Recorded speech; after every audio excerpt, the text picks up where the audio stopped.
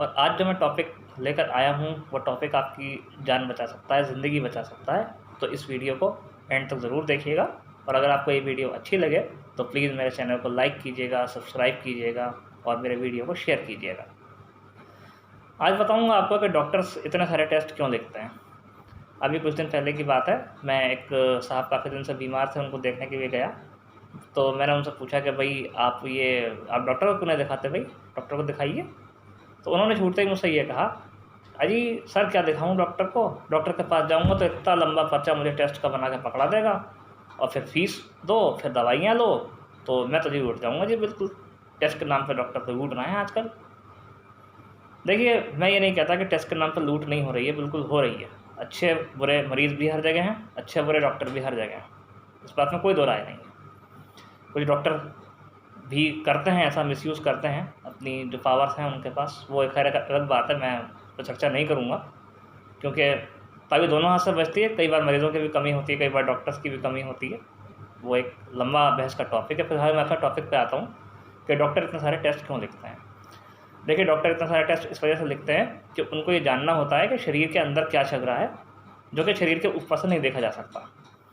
मान लीजिए कि एक छोटा सा एग्जांपल मैं लेकर कह रहा हूँ कि आप कहीं गिर जाएं, आपको चोट लग जाए, या मैं कहीं गिर जाऊँ, मेरे कहीं चोट लग जाए, तो अगर मुझे ये जानना है कि मेरी हड्डी टूटी है या नहीं टूटी है, तो मुझे क्या करना पड़ेगा, एक्सरे कराना पड़ेगा अपना, क्योंकि उससे तभी मुझे पता लगेगा कि मेरी हड्डी टूटी है या नहीं टूटी है। मैं ऊपर से देखकर ये नहीं बता सकता कि मेरी हड्डी टूटी है या नहीं टूटी है।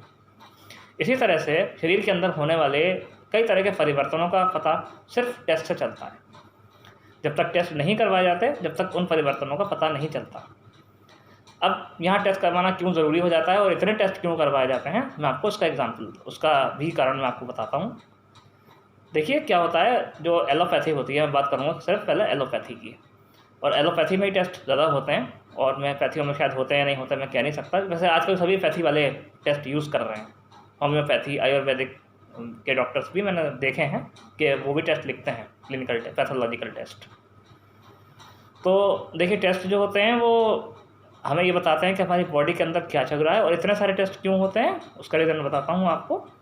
इतने सारे टेस्ट इस वजह से होते हैं कि जो हमारी बॉडी में जो क्रियाएं हैं, वो सारी क्रियाएं एक दूसरे से जुड़ी हुई हैं। जैसे कि मैं आपको एक एग्जांपल देता हूँ कि एक आदमी डॉक्टर के पास गया, उसने कहा जी मेरा ब्लड प्रेशर बढ़ा हुआ है। अब ब्लड प्रेशर 3 कारणों से बढ़ सकता है।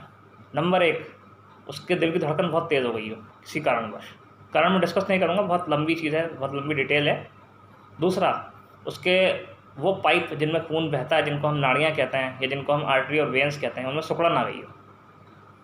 या फिर तीसरा रीज़न, उसके ब्लड में कोलेस्ट्रॉल का लेवल बढ़ गया। इन तीनों में से कोई भी रीज़न हो सकता है ब्लड प्रेशर बढ़ने का। ये तीनों रीज़न आपस में जुड़े हुए हैं। अब इन तीनों रीज़न को जानने के लिए क्या करना पड़ेगा हमें, एक तो ECG करना पड़ेगा पेशेंट का, ताकि हम ये मालूम कर सकें कि उसका हार्ट जो है वो सही काम कर रहा है, उसका हृदय जो है वो सही काम कर रहा है या नहीं।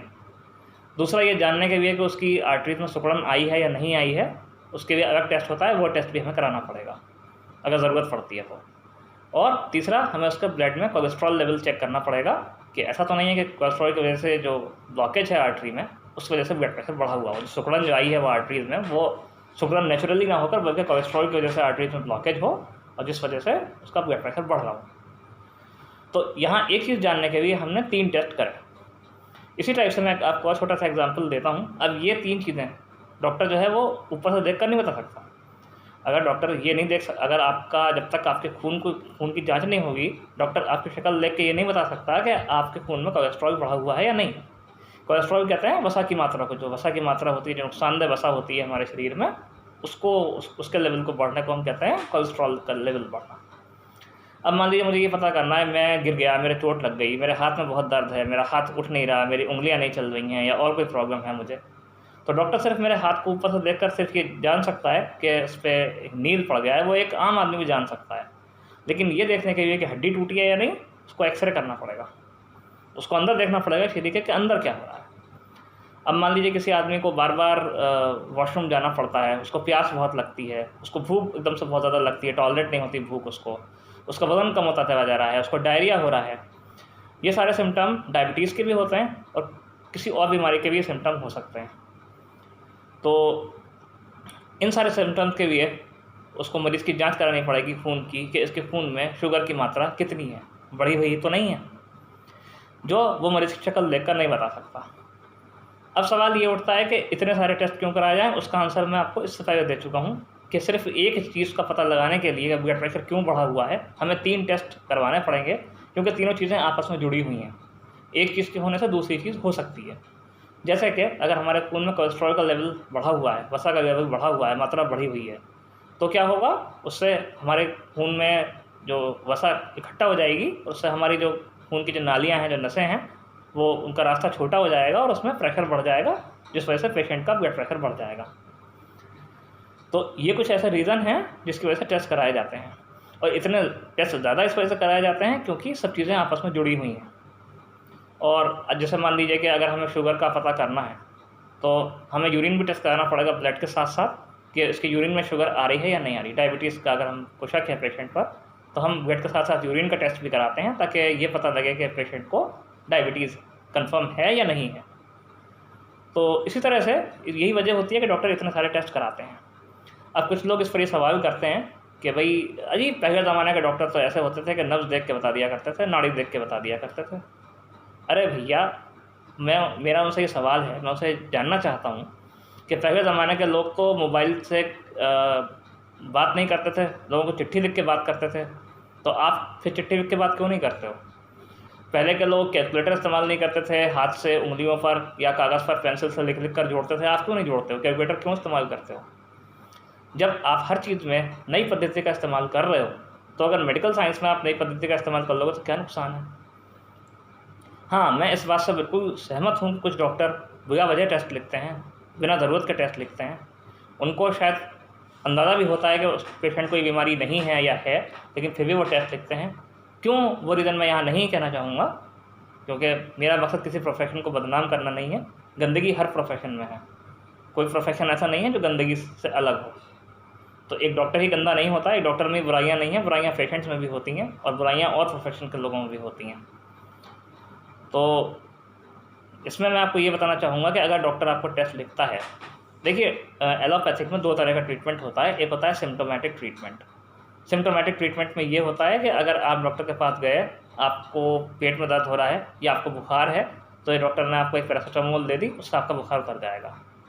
लेकिन अगर बार बार पैरासीटामोल देने के बाद भी बुखार नहीं उतर रहा है, तो फिर डॉक्टर ये जानना चाहेगा कि आखिर इसकी वजह क्या है, शरीर में ऐसा क्या परिवर्तन हुआ है जिसको शरीर बर्दाश्त नहीं कर पा रहा है, झेल नहीं पा रहा है और आपको बुखार बार बार हो रहा है। शरीर में कहीं इन्फेक्शन है या शरीर में और कोई समस्या है, तो फिर वो आपके शरीर के अंदर का हाल जानने के लिए आपके खून की जांच कराएगा, आपका एक्सरे कराएगा छाती का कि कहीं आपको टीबी तो नहीं है, या और कोई जो भी जांच को ज़रूरी समझेगा वो कराएगा, या मलेरिया का टेस्ट कराएगा, टाइफाइड का टेस्ट कराएगा, ताकि वही समझ सके कि आपको बुखार क्यों है और उसी के अनुसार आपको दवा दे सके। अब कुछ लोग इस पर तर्क देते हैं कि जी एक ही टेस्ट क्यों नहीं कराते हैं? तो एक ही टेस्ट यूँ नहीं कराते हैं कि बुखार की अगर छोटी सी कहने के लिए सिर्फ नाम है बुखार, लेकिन बुखार बहुत सारी वजहों से हो सकता है। तो एक टेस्ट कराना इसमें कामयाब नहीं रहेगा। मान लीजिए कि डॉक्टर को लग रहा है कि भाई टाइफाइड के लक्षण ज़्यादा हैं और वो सिर्फ टाइफाइड का टेस्ट कराए हुए मलेरिया का ना कराए, लेकिन कई बार ऐसा भी होता है कि मलेरिया और टाइफाइड दोनों साथ साथ होते हैं पेशेंट को, तो उस केस में क्या होगा, वो पेशेंट ठीक नहीं होगा बल्कि उसके हाथ और बढ़ती चली जाएगी। तो इसी वजह से डॉक्टर बहुत सारे टेस्ट कराते हैं। और फिर क्या होता है कि जब टेस्ट भी, देखिए टेस्ट करने वाले भी इंसान होते हैं, टेस्ट में भी गलतियां होती हैं। इस पर भी मैं एक वीडियो बनाऊंगा कभी कि क्यों होती हैं गलतियां इस तरीके की। और टेस्ट के बाद भी कई बार डॉक्टर टेस्ट के बाद भी किसी नतीजे पर नहीं पहुंच पाते। टेस्ट के जो रिज़ल्ट होते हैं वो कॉम्प्लिकेटेड होते हैं, यानी कि जटिल होते हैं, उनमें भी क्लियर नहीं आ पाता कि उसकी वजह क्या है। तो फिर डॉक्टर और आगे टेस्ट कराते हैं, जैसे कि पहले एक्सरे कराया, अगर एक्सरे से वो चीज़ समझ में नहीं आई तो फिर MRI कराया। और कहोगे जी डॉक्टर पढ़ते क्या हैं जी 7 साल, क्या गधे हैं, बिल्कुल समझते नहीं हैं क्या एक टेस्ट से? तो मैं आपको बता दूं फ्रेंड्स कि हमारा शरीर जो है, इसके अंदर जो क्रियाएं होती हैं बहुत जटिल हैं, और 7 साल तो क्या 7 जन्म भी अगर आप पढ़ेंगे ना उन क्रियाओं को, तो भी आप नहीं समझ सकते पूरी तरीके से 100%। तो इस वजह से, क्योंकि डॉक्टर भी इंसान है मेरे और आपकी तरह, जिस तरह से हम लोग हर बात नहीं समझ पाते एकदम से, बहुत सारी बातें ऐसी होती हैं कि एकदम से हम लोग नहीं समझ पाते, डॉक्टर भी नहीं समझ पाते। तो डॉक्टर पर भरोसा कीजिए, डॉक्टर को पूरा वक्त दीजिए कि वो आपकी समस्या को समझ सके, समाधान कर सके, और जो वो आप कहता है उसको आप करिए। अगर डॉक्टर आपका विश्वसनीय है, आपका फैमिली डॉक्टर है, या आप जानते हैं कि हाँ ये डॉक्टर मेरा हित चाहता है, वैसे 90% डॉक्टर ऐसे 99% के डॉक्टर ऐसे होते हैं जो पेशेंट का भला ही चाहते हैं। बुरा तो कोई भी नहीं चाहता, लेकिन कुछ लोग थोड़े मनी माइंडेड होते हैं, वो एक बात अलग है, दूसरा टॉपिक है। तो आपको मेरी भी ये सलाह है कि आप डॉक्टर की सलाह ज़रूर मानिए। कोई भी डॉक्टर आपका बुरा नहीं चाहता। डॉक्टर कभी नहीं चाहता कि उसका पेशेंट जाए दुनिया से या उसके पेशेंट को परेशानी हो। ये डॉक्टर की मजबूरी है बहुत बड़ी कि उसको आपके बीमार पड़ने पर ही उसकी रोज़ी रोटी डिपेंड है, उसकी रोज़ी रोटी आपकी तकलीफ़ पर निर्भर है। लेकिन वो भी आपके हित में है, क्योंकि अगर डॉक्टर नहीं होगा तो सोचो आधा से दुनिया ऐसी बीमारियों से ख़त्म हो जाएगी। अब एक सपोज़ मैं एग्जांपल ले रहा हूँ आपसे, कोई किसी डॉक्टर से जाकर ये कहे कि जी मुझे बुखार है, सांस लेने में दिक्कत है, मुझे कोरोना के सिम्टम उसको बताए, तो क्या आपको लगता है कि डॉक्टर उसका सिर्फ शक्ल देख के बता देगा कि उसको कोरोना है या नहीं है? जब तक उसका RT-PCR टेस्ट नहीं कराएगा या मतलब और कोई फर्दर टेस्ट नहीं कराएगा, उसका जो ब्लड है उसका कंप्लीट एग्जामिनेशन नहीं कराएगा, उसका CBC कितना है, उसका ऑक्सीजन लेवल कितना है, जब तक वो ये चेक नहीं करेगा, क्या वो डायग्नोस कर सकता है कि उसको कोरोना है या नहीं है? नहीं कर सकता। इसीलिए टेस्ट कराना आपके फ़ायदे के लिए होता है। वो पैसा जो आप टेस्ट में खर्च करते हैं वो आपके फ़ायदे के लिए होता है, क्योंकि अगर आप जिद करोगे डॉक्टर से तो डॉक्टर आपको तुक्के में दवा देगा। अब सिम्टम्स जो बीमारियों के होते हैं वो बहुत ज़्यादा मिलते जुलते होते हैं। बहुत सारी बीमारियां ऐसी होती हैं जिनके सिम्टम्स, जिनके लक्षण जो होते हैं बहुत ज़्यादा आपस में मिलते हैं। जैसे जुकाम के, मामूली फ्लू के और कोरोना के शुरुआत में जो सिम्टम्स होते हैं लगभग एक जैसे होते हैं। तो ऐसे केसेस में बिना ये जाने डॉक्टर इलाज नहीं कर सकता, और ना ही करना चाहिए कि भाई उसको बीमारी क्या है। अब आप लोग कहेंगे कि जी कुछ में से आप लोग कुछ कमेंट करेंगे आप लोग कि भाई पुराने ज़माने में तो ऐसा होता था कि लोग नाड़ी देख के बता दिया करते थे, पुराने ज़माने में लोग 2 गोलियां दे दिया करते थे, उससे मरीज़ ठीक हो जाया करता था। तो सर मैं आपकी जानकारी के लिए बता दूं, मेरे जो ऑडियंस है, कि पुराने ज़माने में बहुत कम बीमारियों के बारे में पता था और बहुत कम तरह की मेडिसिन्स बनी हुई थी। मगर कुल मिला के आप ये कह सकते हैं कि सिर्फ लिमिटेड बीमारियों की मेडिसिन्स थी, तो डॉक्टर उन्हीं मेडिसिन को दिया करते थे। जैसे कि आप एक छोटा सा एग्जांपल समझ सकते हैं इस बात से कि आज हमारे पास LED बल्ब भी हैं और ये नॉर्मल बल्ब भी हैं। अब हमारी मर्ज़ी है हम LED बल्ब लें या नॉर्मल बल्ब लें, लेकिन जब LED बल्ब नहीं थे तो हर कोई वही नॉर्मल बल्ब खरीदता था। तो सेम कंडीशन तब दवाइयों की थी, तब ये टेस्ट नहीं थे, टेस्ट की वजह से बीमारियों का पता नहीं था। बहुत सी बीमारियों का तो पता ही टेस्ट आने के बाद चला, टेस्ट की इतनी अहमियत है। उससे पहले उन बीमारियों का वजूद ही उनको पता नहीं था, लोग मर जाया करते थे या लोग बहुत ज़्यादा पीड़ित रहते थे उन बीमारियों से, ज़िंदगी उनकी नर्क से बदतर बनी रहती थी। लेकिन क्योंकि उनका टेस्ट नहीं था, इस वजह से उनके बारे में पता ही नहीं था कि कोई बीमारी है या क्या है। कोई कहता था कि ऊपर का चक्कर है, कोई कहता था कि दैवीय आपदा है, कोई कुछ कहता था, कोई कुछ कहता था। तो ये एक बहुत बड़ी उपलब्धि है मेडिकल साइंस की, जो टेस्ट हैं, और ज़रूरत पड़े तो टेस्ट ज़रूर कराइए। हाँ, एक बात मैं ज़रूर कहना चाहूँगा कि टेस्ट आप डॉक्टर की सलाह पर ही कराइए, अपनी मर्ज़ी से टेस्ट मत कराइए। ऐसा नहीं है कि आपको मामूली ज़ुकाम है या आपको मामूली से प्रॉब्लम है तो आप किसी बड़ी बीमारी का टेस्ट कराने के लिए चले गए, या आपको सिर्फ खांसी हुई तो आपने जाकर TB का टेस्ट करा डाला।